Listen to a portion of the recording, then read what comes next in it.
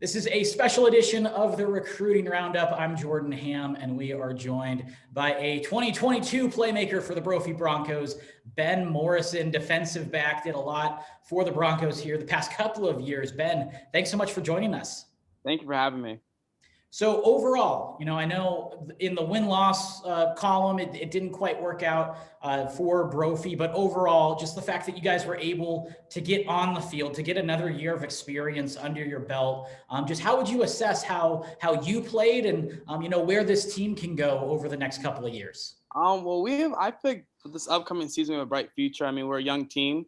We had, I think, 9 graduating seniors. I think we're going to have 54 for the class of 2022. So these are kids who played mostly junior varsity their sophomore year, then their junior year got pulled up to varsity and got a lot of playing time. So I feel like just like they're accustomed to what the tempo, the speed of the game of a varsity game is going to be like. So I feel like next year we're not going to be as nervous. We're not going to be wondering what it's going to be like to start on varsity. So I feel like we're going to have a good season if we just continue to work hard in this off season.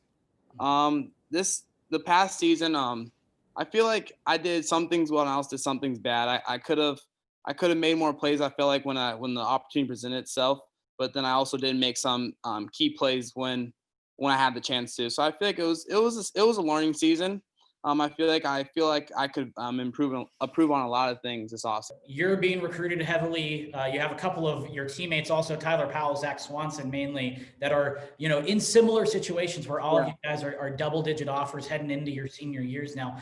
Is it helpful having multiple guys kind of in that similar situation so you guys can kind of navigate it together? Yeah, that's awesome. Like I'm close to both of them, but it's just cool having Tyler and Zach. I mean, it just like you can relate to them. Like they like you can ask them like, hey, like how's this school doing? Like what have you been seeing? Like if you missed a game, they're watching the games. You can ask them like, what did you see? Like how are they playing and stuff. Which is also cool because like you can like you're happy for them because the feeling of getting an offer. Like a feeling of getting an offer from a big time school. So when you see that pop up or you get a text from you, then like, hey, just got an offer somewhere. Like if you're just happy for them, you're glad for them. So it's an awesome feeling. Just not for them, but like I get just excited for them as they do when they get an offer. And with these offers, you have plenty of Power 5 and big time programs. Anybody jumping out to you right now in terms of, the opportunities that could be presented to you? Not really. I'm a like kind of a homebody, but like so my sister goes to Michigan, so it's easy for my parents to get there. But like there's not one school in particular that I just say, okay, this is where I want to go. With COVID, it's so hard to like really narrow it down to the school you are trying to focus on. So it's kind of up in the air so far. Mm-hmm. Are there programs that are recruiting you hardest right now? I would say some. I feel like Washington is just because it's another home school to me. So my sister went there. We know the area really well. We know people up there. So I mean, they know that, and they know that if they can win my mom over, they'll win me over. So they're doing a really good job winning my mom over right now. So they're doing a really good job. And they've had some success in the defensive back position here in Arizona the past couple of years. Mm-hmm. When you see guys like that, like, Byron Murphy, Jacoby's up there now, there's quite a few guys. Does that help their cause as well? Just seeing guys that were, you're in similar situations and they're being successfall? Yeah, it does because like they were just like me a couple years ago. Like Jacoby, I remember freshman year watching him at 7-on-7. He was this tall, skinny kid, and now like seeing him develop at Washington, how big, how like you just see him now. He's gained a lot of weight. I've seen on Instagram. So I mean, it's just cool knowing that could be me one day. With these schools that are recruiting you, what role are they talking to you about? Potentially filling within their defenses. You just like an outside cornerback. I mean, some schools have been talking about safety. Just off my last year and how physical I played. But they also have mentioned like my length. So if I'm a safety, if I'm a 6-foot safety and can come down to hit, they much rather me at safety than corner. Mm-hmm. But all schools are recruiting me as a corner as of now. But I'm open to play wherever.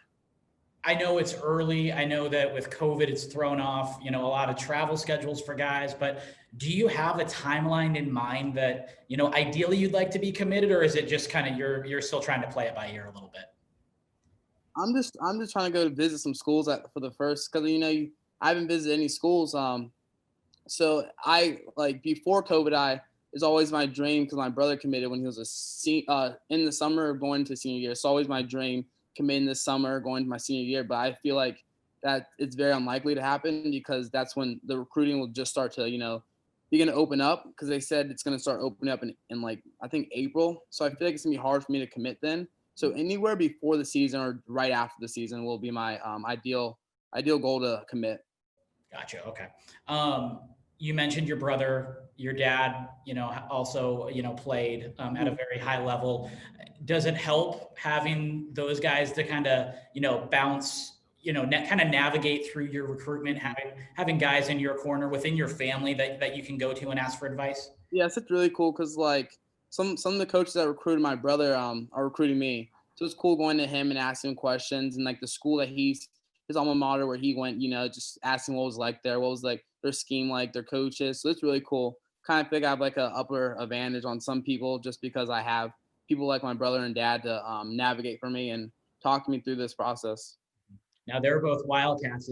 Are they getting in your ear at all about No, potentially? not really. My mom won't let it happen. She's gonna let this be my decision and not theirs. So they're kind of they're gonna be happy wherever I go. For sure. Mhm. In terms of, Brophy's success moving forward, you mentioned all the talent returning.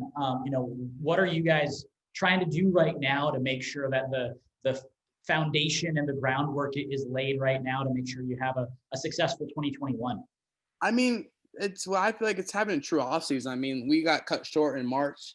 March, everyone in the weight room, we peaked. I mean, we had kids jumping. Their weights were just, jumping from, let's just say for bench, like from a 135 to like 225. I mean, we were getting really strong. We were getting fast. I feel like I got cut short with the COVID and all that stuff. So I feel like having a true off season, having a true like foundation of weightlifting, speed, being in like being conditioned.